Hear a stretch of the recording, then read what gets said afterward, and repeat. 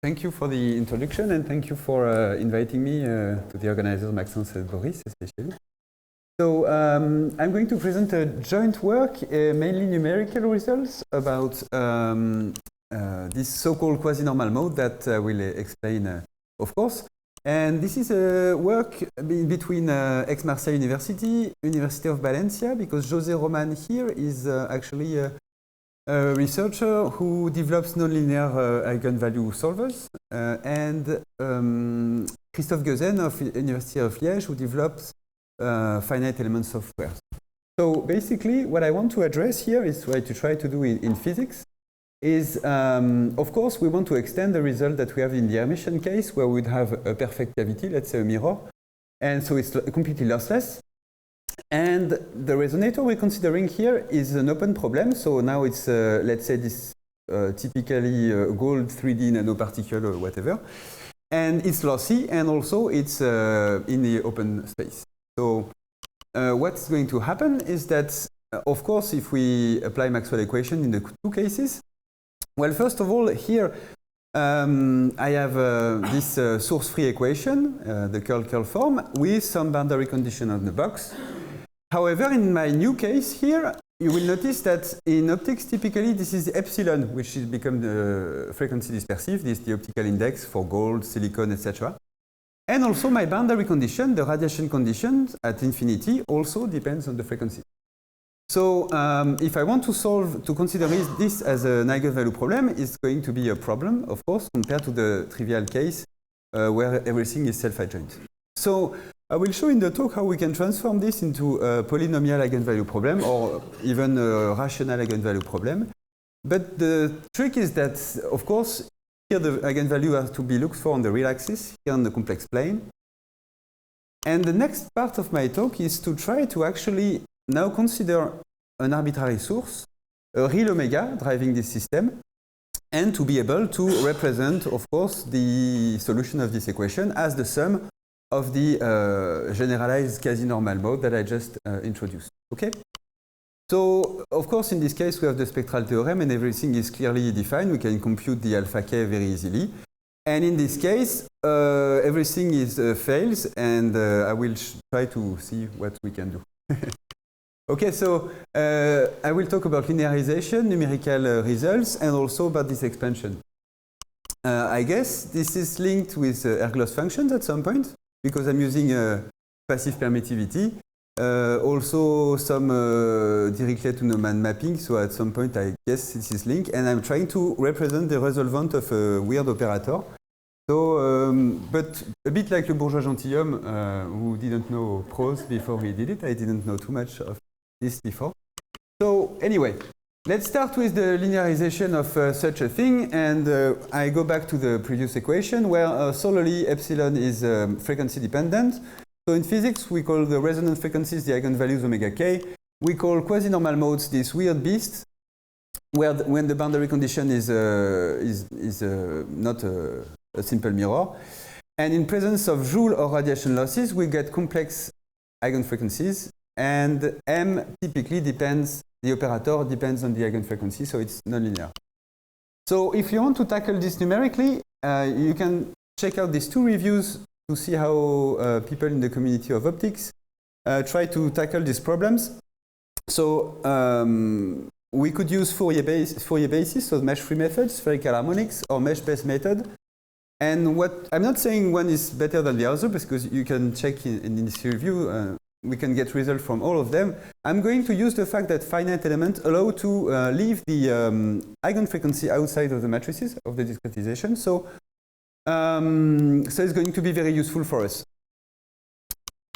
And then I'm going to consider two strategies of linearization. The first one is going to be the one introduced by Mario Silverinia in the first talk on Monday.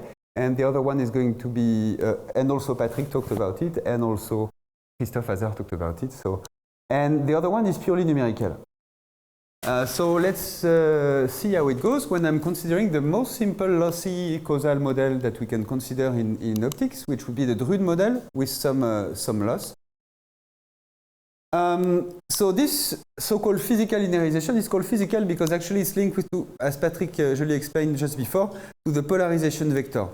So we introduce this auxiliary field in time domain that then couples to the Maxwell system in a linear way and linearizes the Maxwell system if we consider the electromagnetic field plus this auxiliary field. And the new operator is here, and the blue column, line and column shows how it couples to the Maxwell system.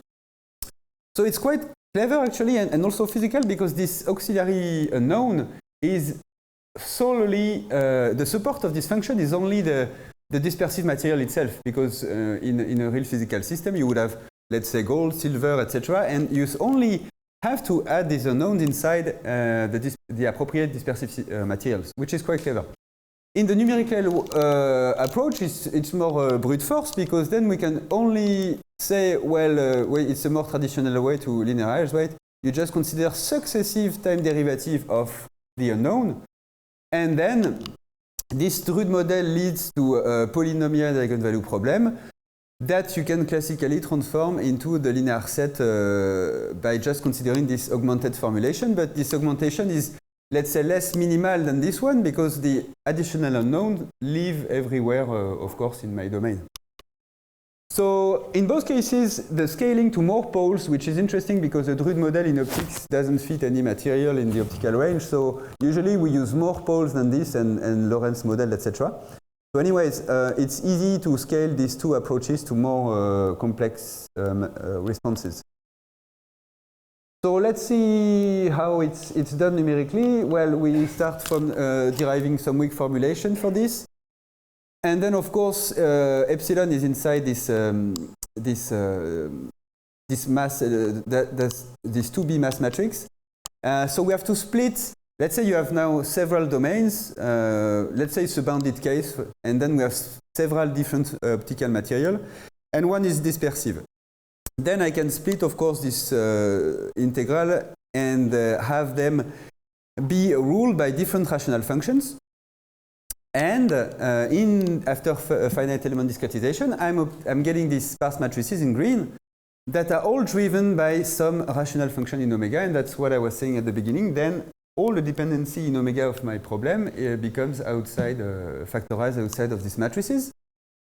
So we could try to now solve this system, but actually we should better use this powerful SLEPC library developed by our colleagues in Valencia, because it readily takes as input this kind of problems. So if we do that in a finite element code, this looks more or less like this. We can have some part to obtain these sparse matrices. So this is basically some getDP syntax, the software developed in Liège. So you see the three lines gives you basically the stiffness and the two mass matrices that are here. And then by just a single call to this eigensolve function, we just pass these rational functions to the system, and that's it.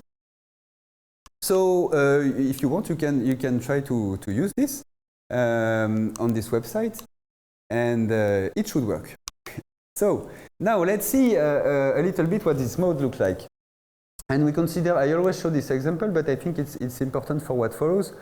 I'm considering two boxes, two media. One is dispersion free on the right hand side, and one is a Lorentz model on the left hand side. So we can derive for the two polarization cases T and Tm, or S or P depending on the community, semi-analytical transcendental equation for this, and we can obtain the spectra of this object. So this is the Lorentz model that I'm using. It's lossy, so the eigenvalues are in the complex plane, so I have an imaginary part and a real part. So we should have particular points in this plot, especially in the polarization case leading to surface placements. And that's actually the case. So let's dive in the complex plane and look at this particular frequency. Omega 1 is a pole of epsilon. Okay.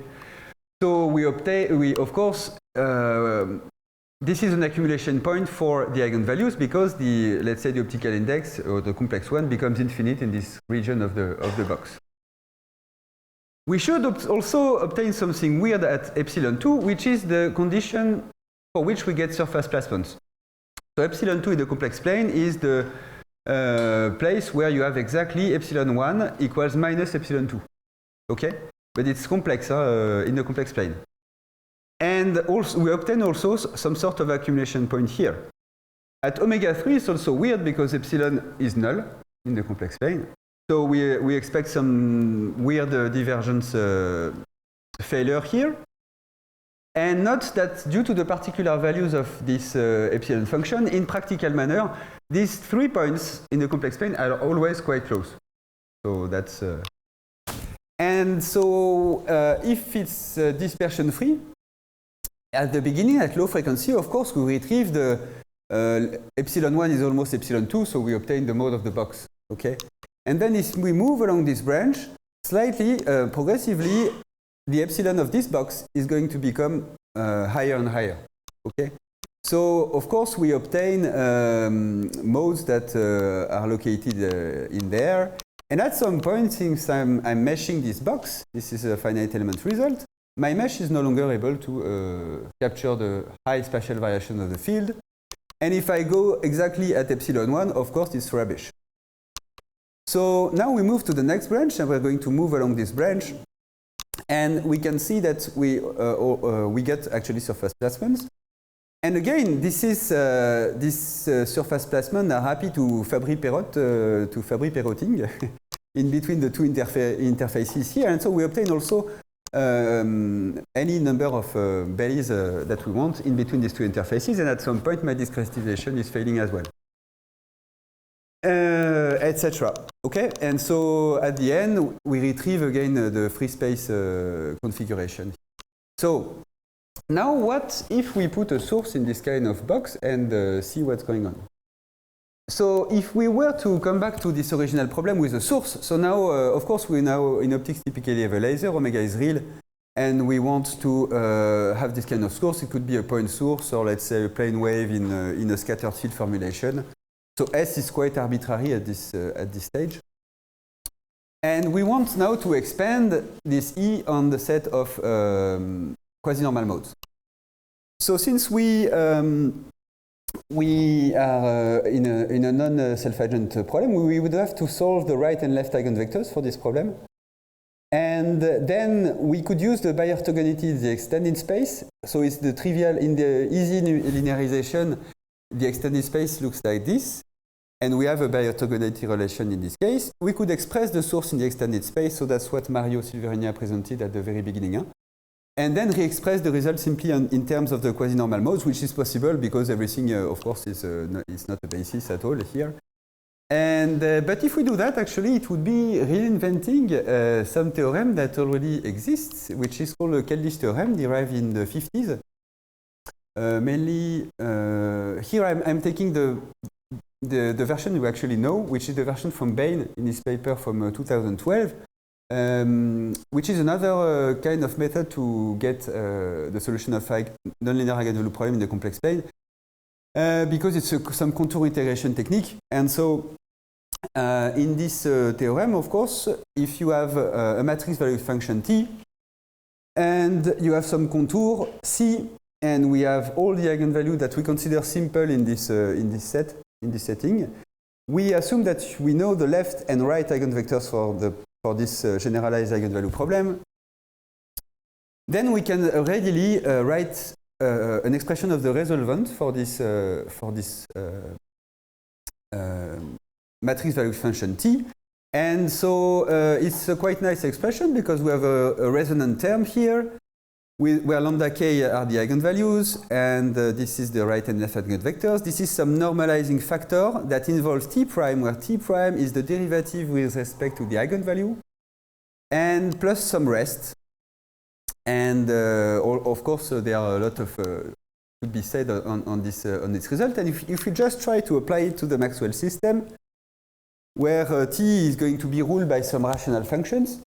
So what we could, we try to apply this, and it works quite well, but we obtain an expansion that's not unique due to the particular structure of the nonlinear eigenvalue problem in omega squared epsilon of R and to the degrees of the numerator and the denominator of this rational function, actually, we can show that there is a family of expansion which is ruled by some function Q here, which is affine in this case. So what we obtained here essentially is some expansion formula that is not unique at all because we didn't start from a basis, so that's kind of expected, but we can say a bit more about the family that we obtained. So anyways, if we try to implement this, we can try also in GetDP these two kind of implementation. You can tediously try to compute all these integrals, and then so it's let's say a semi-discrete approach where we solve two eigenproblems, one for the right eigenvalue problem and one for the adjoint. And then we tediously assemble all these integrals, make the sum, and post-process the relevant quantities. Or we can use a purely matrix-level approach where we build, through SLEPC again, a numerical resolvent, and we apply it to the pre-assembled source, vector source. So I'm not going into too much of a detail, but I want to show you some numerical results linked with what Christophe said before. So let's pick this box now. We have some Lorentz material inside some vacuum, and it's again a bounded problem. So my permittivity function on the real line is ruled by this function. Okay, this is the epsilon of omega that I have here, and again, this is a spectrum of this box. So it's now you're familiar with it. It's the same kind of spectrum. We can show that it's bounded by the imaginary part of the pole of the epsilon function. And notice that I'm not going too close from the 3 points that I defined at the beginning because it's too messy. So I'm not going there. And it's of course it has to do with what Anne-Sophie Bonnet will present tomorrow. And I think everybody is presenting about this tomorrow morning. But so I'm not going very close to these points. And I'm applying I think in my domain there is some source, yes. There is some point source. So my pointer is, this is the source. And this is some probe. So I'm going to plot some quantity measured here with some source here. And so if you apply this formula, the expansion is in orange, and in green this is the direct problem solved by other method. It's very well reconstructed. So we might say that everything is fine. Although I didn't go too close from this point, and it's a bit weird because I have a lot of information here. Those are accumulation points. Am I just ignoring them? So what's going on? Okay, I will skip this and go directly here. So here it's a weird representation where I have at the same time the reconstruction and the spectrum of my object. So in green, these were the eigenvalues, okay?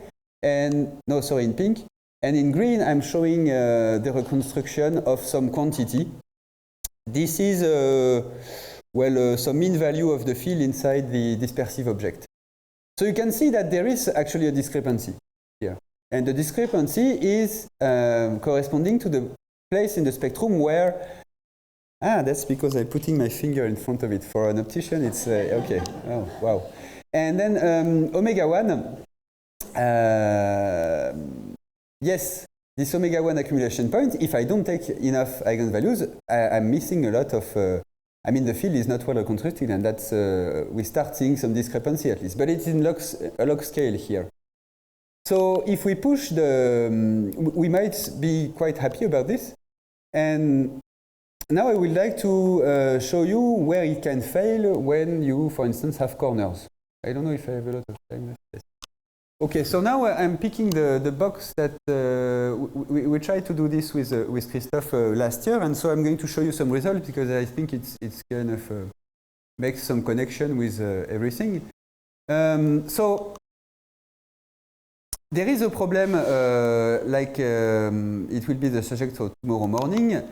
With this, we shouldn't be allowed to do this because there is a coercivity failure. So basically, we can show that if epsilon in the complex plane belongs to a certain interval, then we should not be able to have any coercivity in lax milligram, and we cannot establish well posedness, and we cannot solve the problem.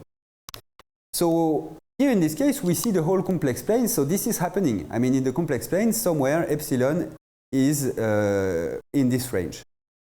And in this range, what's happening is that the gradient of my field is no longer an L2 function. So we shouldn't be able to capture this, this function with the numerical scheme I just showed you.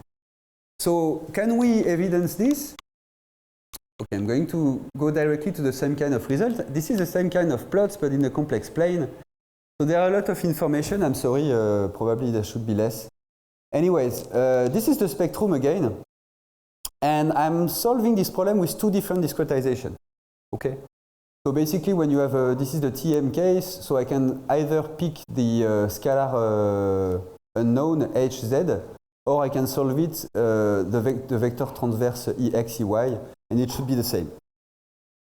So it should be the same. In blue and black, it should be the same result.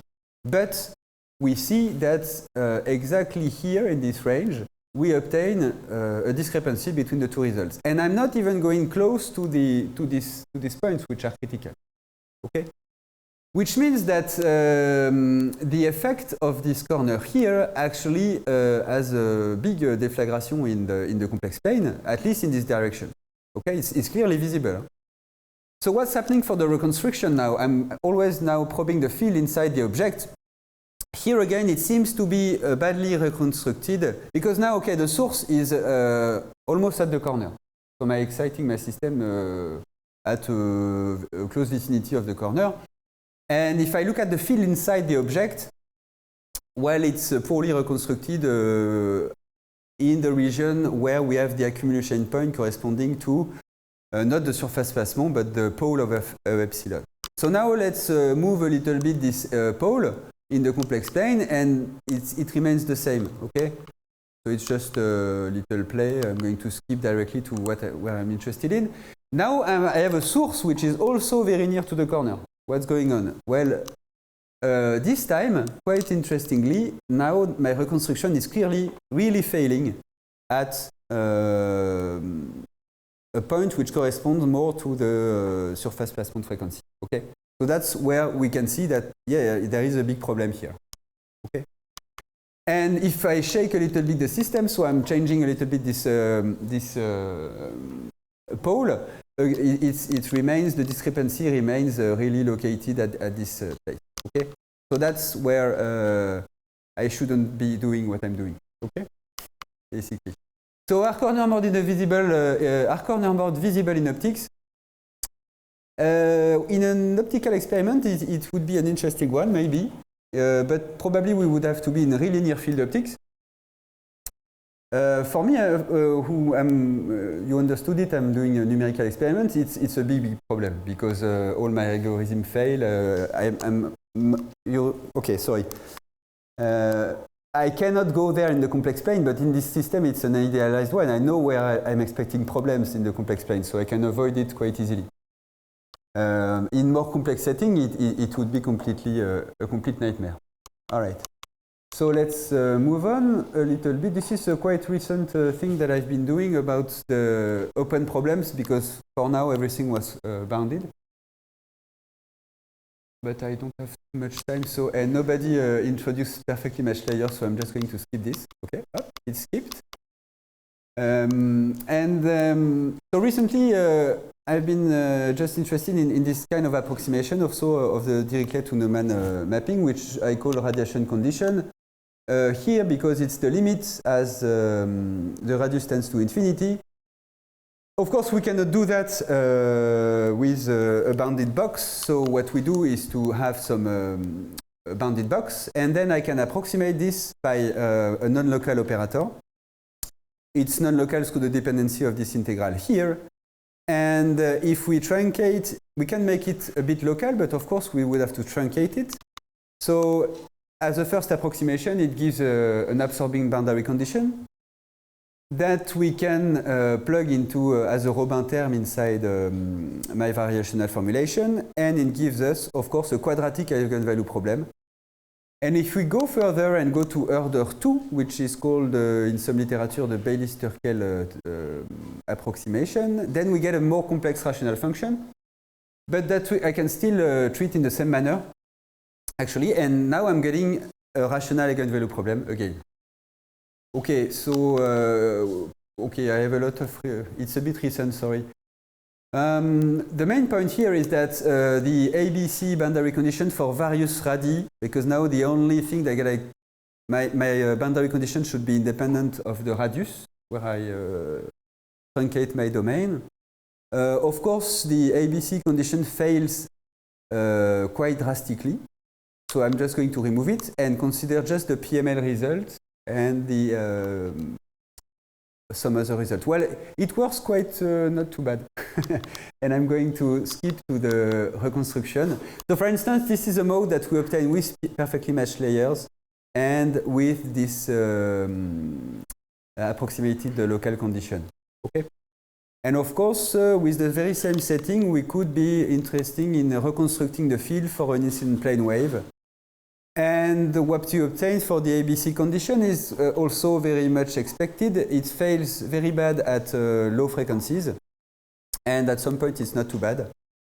For the perfectly matched layer, it works also quite nicely. And then, well, maybe if you ask me a question about this, I can answer the question. As a conclusion, we develop this general quasi-normal mode solver. We are not allowed to do what we do, but in the physics community we do it anyways. And we obtain quite nice applications for this. For instance, we extended in 3D and we're able to retrieve some modes that interest the physical community, even though everything is not so clear in the details. Okay, thank you for your attention.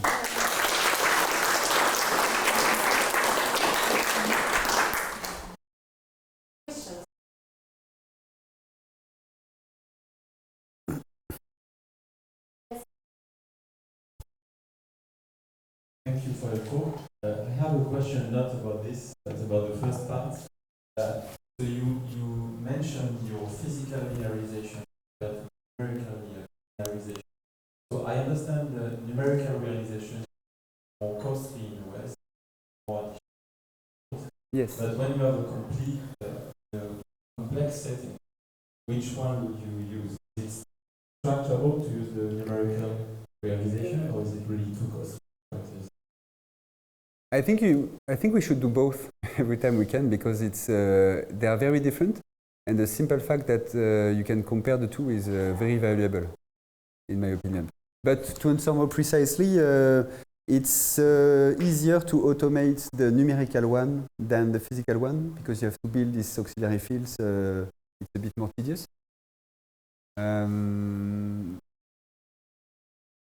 What I didn't mention is for the expansion, it would be better to use the physical one, I think.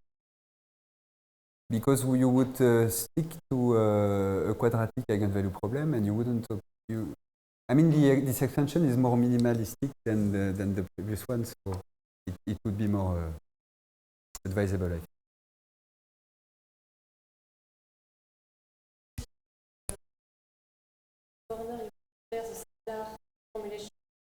Yes.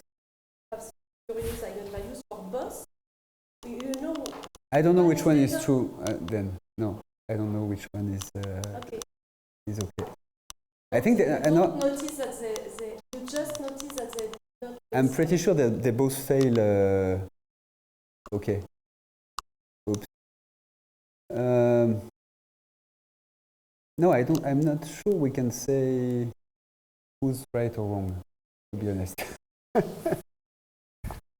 That's why it's in this kind of problem, it's always good to have several formulations